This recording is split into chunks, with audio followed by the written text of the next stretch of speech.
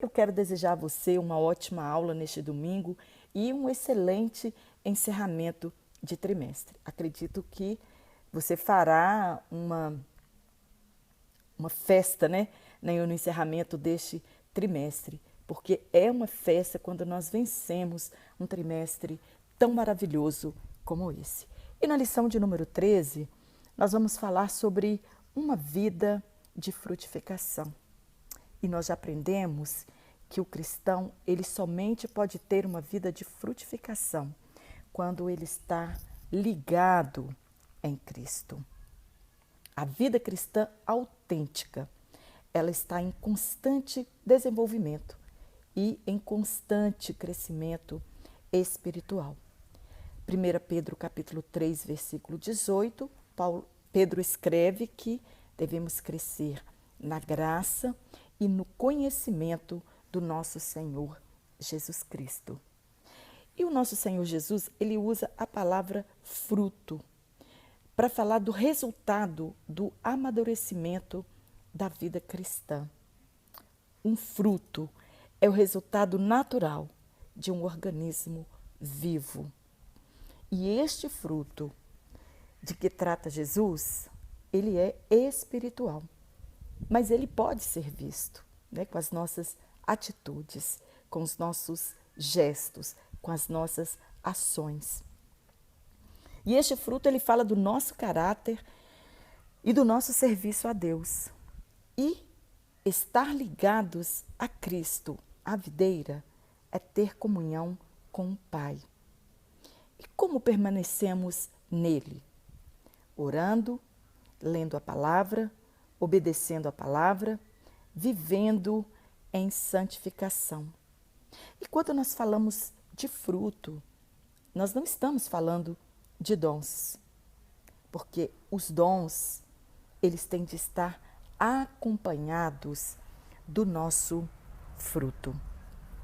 E o nosso texto áureo, em João, capítulo 15, verso 2, espero que você tenha lido todo o capítulo 15 para absorver mais a respeito desta passagem tão rica e maravilhosa. Jesus diz assim: toda vara em mim que não dá fruto, atira, e limpa toda aquela que dá fruto, para que ela dê mais fruto. Então Jesus está falando de dois tipos de árvores, das árvores frutíferas e das árvores infrutíferas, né? Da vara que dá fruto e da vara que não dá fruto. O fruto, ele fala do nosso caráter, do caráter cristão, e que glorifica a Deus mediante o nosso testemunho. As pessoas vão glorificar a Deus. O nome de Jesus será glorificado através do nosso testemunho brilhante e através do fruto que ao longo da nossa vida nós vamos produzir. Comentário da Bíblia de Estudo Pentecostal. O crente, ele só terá uma vida frutífera, diz a nossa verdade prática, se estiver ligado à videira verdadeira, Jesus Cristo. E para nós estarmos ligados a Ele, nós precisamos estar com uma vida de oração, de leitura da palavra, obedecendo a palavra e uma vida de santificação. E a nossa leitura bíblica e classe, João 15, do verso 1 a 5. No primeiro versículo, Jesus disse: eu sou a videira verdadeira e meu Pai é o lavrador. Por que Jesus disse isso? Porque tem a videira falsa, né? Sobre os religiosos daquela época. Israel, registrado em Salmo 80, né? Salmo não tem capítulo. Então, Israel em Salmo 80, do verso 8 ao 16, está escrito assim: é a vinha que Deus trouxe do Egito. Israel era a vinha que Deus tinha trazido do Egito e a plantou e fez que aprofundasse suas raízes e que enchesse a terra. Mas Israel não cumpriu seu papel. E a videira era o símbolo do povo de Deus. Por isso que Jesus usou esta analogia. E nós podemos ler mais a respeito de Israel como a videira em Ezequiel, capítulo 19, do verso 10 ao 14, e Ezequiel, capítulo 15, do versículo 1 a 8. Então, o que Jesus quis dizer? Jesus quis dizer que ele é a verdadeira videira, cumprindo o chamado e o destino de Israel. E nós temos de ser os ramos dessa videira. E como tal, nós temos diversas responsabilidades importantes, né? Ser discípulos de Jesus. O dever dos ramos é a produção dos frutos. Por isso Jesus disse: eu sou o caminho, o único que nos leva a Deus. Por isso ele é a videira, ele é a fonte, né? Ele que dá a seiva para os ramos, para que possamos produzir frutos dignos de arrependimento. E o que este fruto inclui? Este fruto inclui boas obras. Colossenses 1:10 diz que devemos frutificar nelas. Devemos frutificar em boas obras. Devemos partilhar nossos bens com os irmãos. Está registrado em Atos capítulo 2, versículo 42 ao 45. Eles tinham tudo em comum e eles partilhavam os seus bens. E o nosso fruto, ele tem de ser produzido em abundância. Nós já falamos sobre a figueira ter folhagem bonita e nenhum fruto. É uma fé em ação, né? Sem muito oba-oba e muitas realizações. É isso que nós precisamos ter, né? Uma fé viva, uma fé que nos move a ter ações, né? A ter mais realizações, né? Consulta no site de estudo da Bíblia. E eu quero falar com você um pouquinho sobre o ciclo da videira, né? Quando nós vamos estudar sobre uma plantação de uma vinha, como que é o ciclo de uma videira. E nós vamos aprender que com este ciclo da videira, que o novo convertido, ele não aceita Jesus Cristo hoje e já começa a frutificar. Fruto é na estação certa e depende do clima e do solo.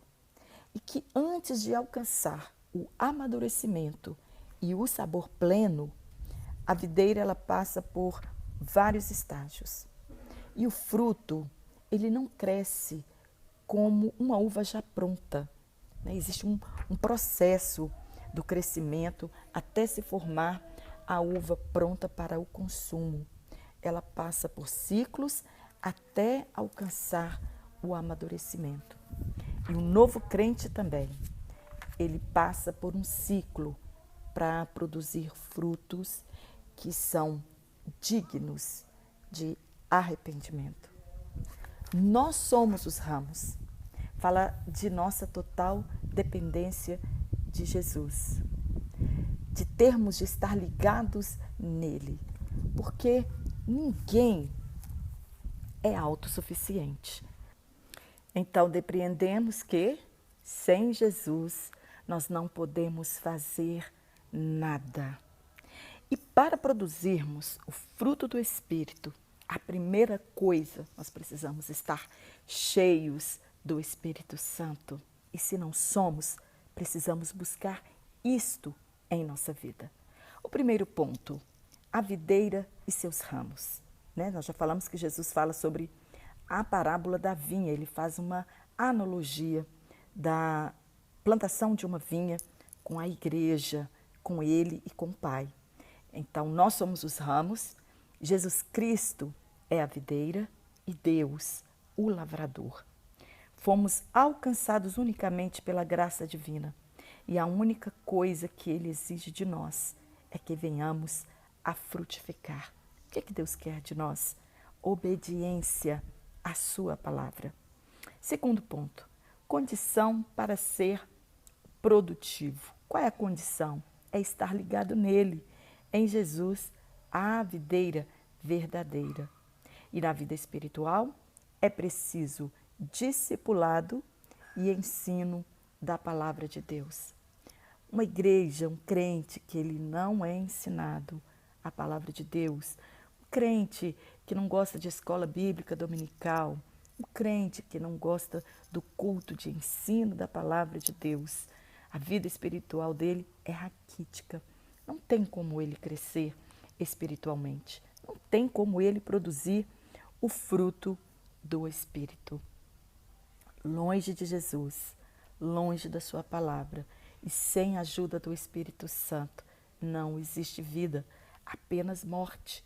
Quando os ramos se afastam da videira, logo eles deixam de receber da sua seiva, tornando-se secos e infrutíferos, né? E cabe a nós a escolha, sermos ramos produtivos ou ramos secos e que seremos cortados um dia da videira verdadeira. Terceiro ponto, a poda.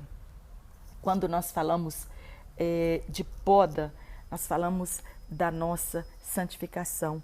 A forma que Deus encontra para que nós santifiquemos as nossas vidas. O comentarista diz que podar é aparar os ramos que estão atrapalhando o desenvolvimento da planta. E muitas das vezes a poda dói em nossas vidas, mas ela é necessário. E qual é o propósito da poda? É aumentar a nossa frutificação. O que a poda retira de nós, espiritualmente falando? Ela retira de nós tudo que nos impede de frutificar. Contudo, se depois de cuidados não produzirmos frutos, né, porque Deus ele cuida dos ramos.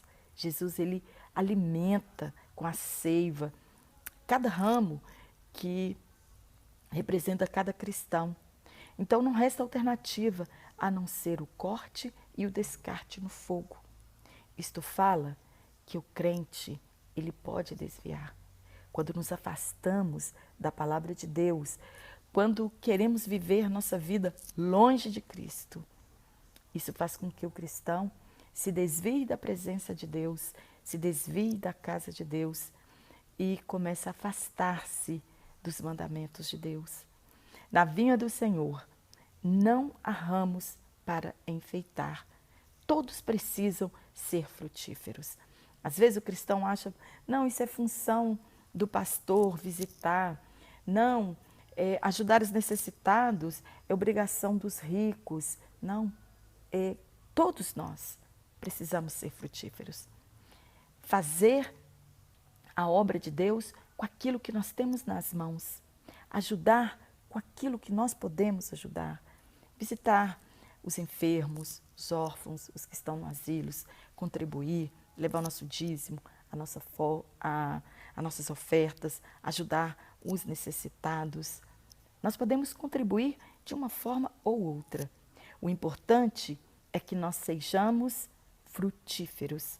É isso que Deus exige de nós. E aqui o nosso subsídio didático, o nosso comentarista, né, baseado no comentário bíblico pentecostal, ele diz que Jesus e seus seguidores emergem como o verdadeiro povo. Jesus estava dizendo para os fariseus, saduceus daquela época: eu sou a videira verdadeira, né? É de mim que vai nascer um novo povo. E nós emergimos como o verdadeiro povo. Aqueles que seguem a Jesus é o verdadeiro povo. É a igreja que foi fundada por Jesus Cristo, né? Isso enfatiza a sua singularidade como caminho para Deus. Jesus ele afirmou: eu sou o caminho. Então, não há outra forma de chegar a Deus, não há outra forma de encontrar a salvação que não seja por intermédio de Jesus Cristo. E a palavra que expressa é o verbo limpar, cortar, desbastar, podar. E Deus precisa tirar as arestas de nossas vidas, né? A arrogância, a soberba, a falta de humildade. Nós precisamos ser limpos na presença de Deus. Esta palavra pertence ao aspecto religioso de tornar santo ou santificar as nossas vidas. E Deus limpa o crente. E eu preciso deixar que Ele limpe a minha vida e que eu possa frutificar. Segundo ponto, o fundamento da frutificação espiritual. O que é fundamento? Fundamento é a base, é o alicerce, é o solo onde as outras virtudes elas vão germinar. O amor é o fruto excelente. E esse amor de que nós estamos falando é o amor ágape. É o amor que nos identificam como discípulos de Jesus. Jesus disse em João 13,35 que nós só seremos conhecidos como os discípulos dele se nós amarmos as pessoas incondicionalmente. E o amor, ela é a virtude suprema, ela é a essência de Deus. A graça divina, além de destruir os pecados, enxerta em nós a semente do amor. Não é aquele amor condicional, é o amor incondicional. Que haja o que houver, nós amamos o nosso próximo. O amor nos ajuda a vencer os efeitos da arrogância, do egoísmo, da incredulidade. O que nos identifica como discípulos de Jesus é o amor. O amor nos leva a servir ao próximo e esse servir é sem interesse ou sem vantagens materiais. Nós não fazemos das obras de filantropia, de caridade, de solidariedade, propina para alcançarmos alguma coisa de alguém. Não, nosso amor é sem troca. Nós fazemos incondicionalmente. Segundo, porque o amor é a base da frutificação? Nós já falamos, porque ele é o alicerce de todas as coisas. E o amor, ele precisa ser visto mediante as nossas obras. Quando nós lemos com apreço o capítulo 2 de Tiago, ele vai falar que a fé sem obras, ela é morta. E que o amor também, sem a fé genuína, de nada vale. Os dois têm que andar juntos, fé e obras, para nós sermos discípulos verdadeiros de Cristo. E em 1 Coríntios 13, Paulo vai dizer que a maior de todas as virtudes é o amor. Ele fala da fé, não fé como dom, ele fala da esperança, da volta de Jesus, de estarmos eternamente com o Pai, mas ele fala que o amor é a maior de todas as virtudes. E esse amor, como que ele deve ser revelado? Ele deve ser revelado em atitudes. Nós já falamos na aula anterior que nós não amamos de palavras, mas nós amamos de obras. Não adianta eu dizer que eu amo alguém e eu não socorrer esta pessoa. Não adianta eu ver uma pessoa carente, com uma necessidade, e eu poder socorrer e não socorrer esse irmão. Não tenho amor. Isso não é amor. Fé sem obras e sem amor, ela é morta. Estamos mortos. Não adianta você ser uma árvore viçosa e não produzir frutos. Existem muitas pessoas carentes e necessitadas que precisam do nosso amor e de nossa ajuda. Às vezes as pessoas querem ocupar cargos de destaque na obra de Deus. Tantas pessoas carentes de uma palavra, tantas pessoas carentes de uma visita, tantas pessoas carentes que o socorramos em suas necessidades e as pessoas disputando cargos de destaque. Terceiro ponto, cheios do Espírito e de amor. Como este amor é gerado em nossos corações? Ele só é gerado pela ação do Espírito Santo. Eu preciso deixar que o Espírito Santo haja em minha vida e que ele mude os meus sentimentos. Nós não podemos nos esquecer de que somos templos, habitação do Consolador. O Espírito Santo de Deus, ele habita em nós E eu preciso deixar que Ele mude, tire as coisas que estão fora do lugar e que eu seja realmente um discípulo de Jesus Cristo. E que nós somos a habitação do Espírito Santo. E esta virtude era uma das características mais marcantes da igreja primitiva. Por quê? Porque eles amavam, eles dividiam o que eles tinham, né? E eles ali, todos, eram cheios do Espírito Santo. E o que faziam eles dividir os seus bens? O que faziam eles vender as suas propriedades e doar para as pessoas carentes? Era o amor, né? E Atos 4,34 diz que não havia entre eles necessitado algum. Levava também os crentes a amarem, mesmo sofrendo perseguição e morte. E quantos estão desistindo da sua caminhada porque está nesse processo da poda e eles não conseguem suportar, né? Quantos estão desistindo da sua jornada porque estão passando por provas, por perseguição e por tribulação. Jesus é o nosso maior exemplo de amor altruísta, de amor incondicional. Ele nos amou primeiro. Ele não exigiu de nós que fôssemos santos para depois Ele nos amar, né? Ele nos amou antes de nós o conhecermos como Senhor e Salvador das nossas vidas. O terceiro tópico, chamados para frutificar. Foi para isso que nós fomos chamados. Foi para isso que nós fomos escolhidos. Foi para isso que nós fomos salvos, para frutificar. Primeiro ponto, revestidos de amor. O que é revestidos de amor? É vestirmos novamente, é nos encher dessa virtude tão maravilhosa que é o alicerce de todas as outras virtudes. E suas atitudes devem refletir tal verdade. Mediante a fé no sacrifício de Cristo, já retiramos a roupa velha, nossos trapos de imundícia, que é a natureza pecaminosa.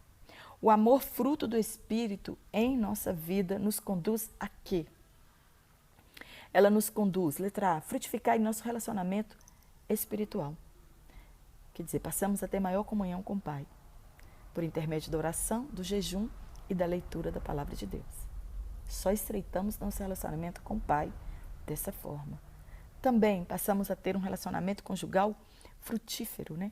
Marido vai amar sua esposa como Cristo amou a igreja e a si mesmo se entregou por ela.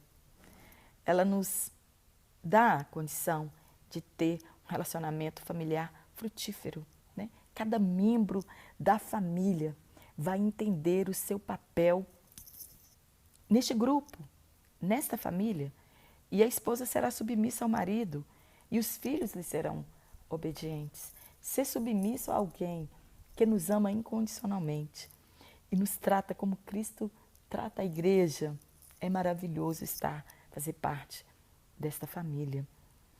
Ponto 2. Se a palavra estiver em nós, é condicional.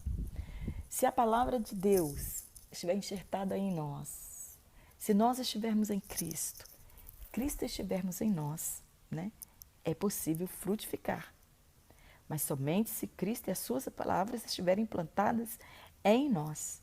E esta também é a condição para que as nossas orações sejam ouvidas e respondidas, né? Se nós estivermos em Cristo, se Cristo estiver em nós, se nós amarmos a sua palavra, se nós obedecermos a sua palavra, as nossas orações serão ouvidas e respondidas.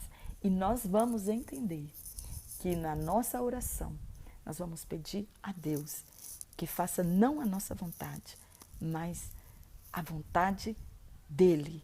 E isso é maturidade cristã. Quando nós entendemos que o agir de Deus em nossas vidas é segundo a sua vontade, nós alcançamos a maturidade cristã, né? A nossa oração deve ser segundo a vontade do Pai.